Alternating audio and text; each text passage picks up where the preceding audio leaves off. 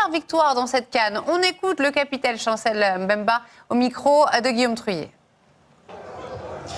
Chancel Mbemba avec nous. Chancel, félicitations. Quel match et quel mental, parce que vous faites la faute sur ce penalty et c'est vous qui mettez ce but d'attaquant. Racontez-nous un peu comment vous avez vécu ce match.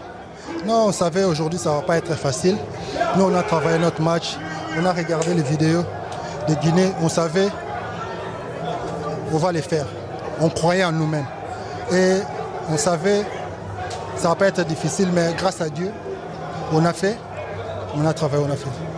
Chancel, sur ce penalty de Yohan Wissa, vous restez longtemps avec lui à lui donner des consignes. Peut-être qu'est-ce que vous lui dites à ce moment-là, parce que c'est un moment crucial dans ce match. Non,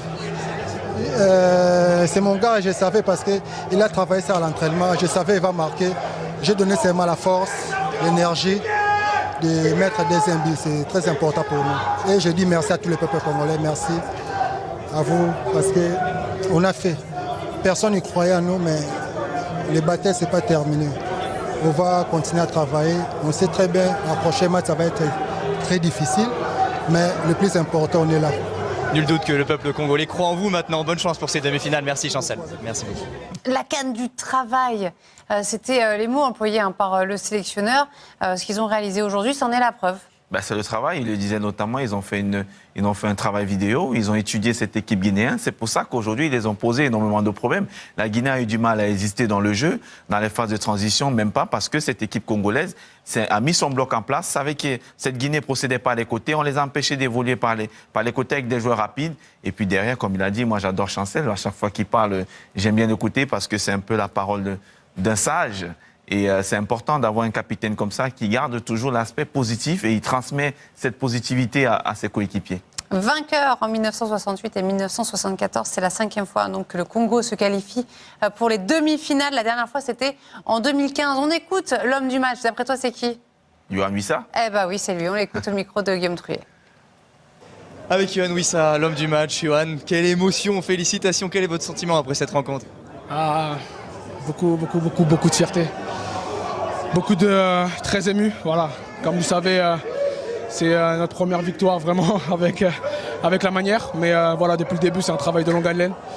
Voilà, on a su revenir dans cette partie parce qu'on l'a commencé un peu difficilement, voilà, avec ce penalty. Et je pense qu'on réagit très bien.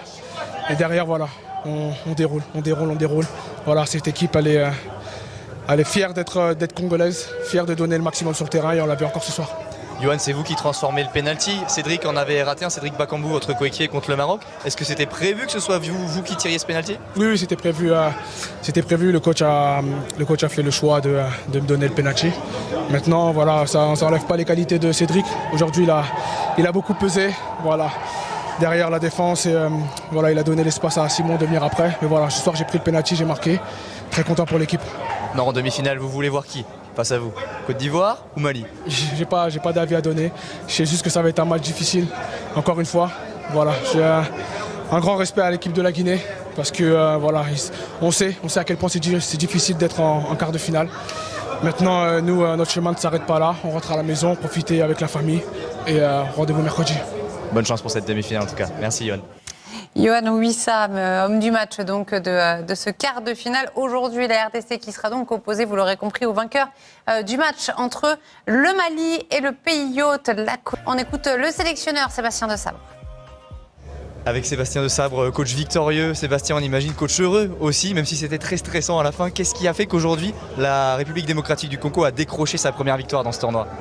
On est content, oui. Après, on ne s'est pas affolé. On a fait une entame de match moyenne. Je trouvais au milieu de terrain, on a eu du mal à gérer tactiquement les décrochages de Keita. Après, ça a été beaucoup mieux quand on a changé certaines choses. Après, ce qui a fait la victoire, c'est que même en étant à 1-0 contre nous, on est tellement unis, il y a tellement de force dans cette équipe, il y a de la qualité aussi parce qu'on ne gagne pas un quart de finale quand on perd 1-0, 3-1 sans qualité. Et donc les garçons sont récompensés. Je pense qu'on a, comme je le disais, on a une victoire au bon moment. Voilà, on nous disait qu'on avait fait pas mal de nuls. Je disais que c'était le principal, c'était de passer les étapes. Et là, on a une victoire avec 3 buts. Donc voilà, c'est bien, on est content. Juste un mot sur votre capitaine, Chancel Mbemba. C'est lui qui provoque ce pénalty malheureusement et ensuite qui marque un but incroyable. Qu'est-ce qu'il apporte dans ce groupe? Est-ce que c'est un petit peu l'âme de cette équipe, le leader? Ouais, Chancel, c'est Chancel. Et je crois que j'ai tout résumé.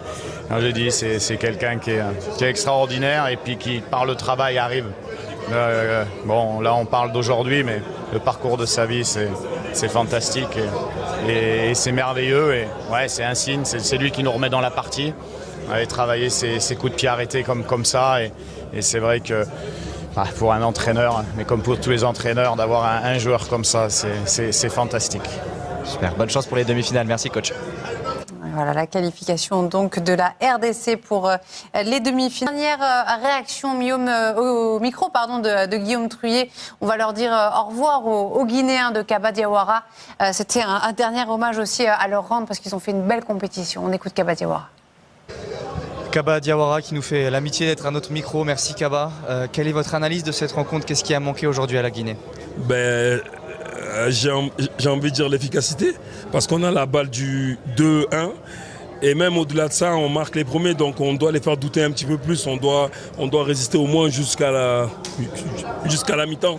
Et c'est ça qu'on n'a pas fait, on a marqué, ils égalisent tout de suite, donc en fait le momentum il change, et quand le momentum change, après quand tu as la balle du 2-1, que tu ne marques pas et que sur le contre, il marque un penalty, ça fait vraiment mal à la tête, quoi. Donc, on savait qu'on était une équipe jeune qu'on apprenait. Là, on apprend, mais à vitesse grand V.